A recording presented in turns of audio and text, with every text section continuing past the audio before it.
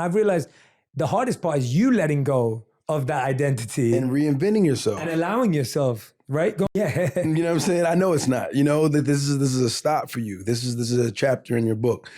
Did you ever think I have to reinvent myself, or was that a product of the things that were telling you no, or the things that was challenging? Yeah, it's a great question. I think it's a mix of them all, but the thing that kind of like supersedes all of them, which I try and tap into, which I think you'll resonate with, because I think that's the conversation we're having, is having a connection with your intuition. Like for me, it's, I'm not looking at like, oh, what's the next trend? Or like, how do I disrupt myself? Because to me, those things are still following other patterns. Got you.